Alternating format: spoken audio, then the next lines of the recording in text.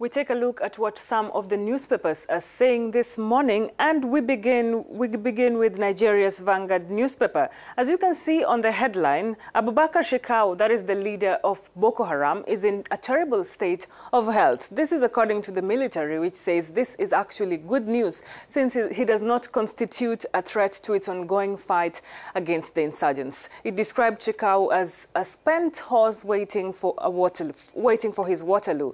Furthermore, the military said the sect's factional leader Abu Musa al-Barnawi, who it says has been busy deceiving and recruiting gullible persons, especially misguided youths, into his fold, will soon be captured. It has also said Maman Nur al-Ghadi, another of the terrorist factional leader, has been wounded and he is more or less a cripple since 2014 at Mubi, since he was hit by the Nigerian Air Force while on a motorcycle.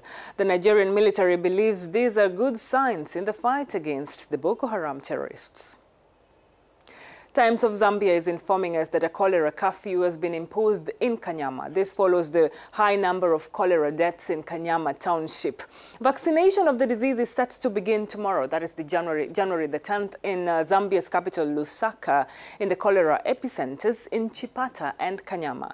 Health Minister Chitalu Chilufya announced at a press briefing in Lusaka on Monday that the government has restricted movement of people in Kanyama from 6 p.m. to 6 a.m. local time to curb illegal trading in contaminated foodstuffs and alcohol consumption factors which actually accelerated the spread of the disease. He stated that the government is doing everything possible to ensure that the lives of people are safe as they keep the economy running.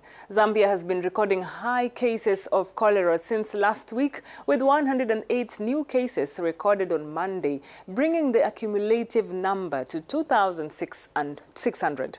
Chitalu Chilufya has therefore urged Lusaka residents and in other areas to ensure they observed good hygiene, because behavioral change was important in combating cholera.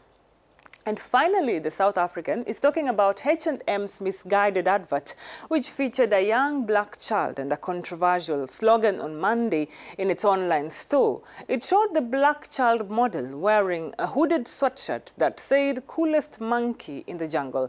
The image has been widely criticized for its reference to a monkey, an animal that has long featured in racial and ethnic slurs. The South African says the words "coolest monkey in the jungle" are an absolute powder keg of trouble waiting to go off, and go off it did. But the company has since apologized for the online advertisement, saying that they will thoroughly investigate why this happened to prevent the same type of mistake from happening again. The racially insensitive product photo has, however, cost the company a major celebrity partner, that is Abel Tesfaye, popularly known as The Weeknd.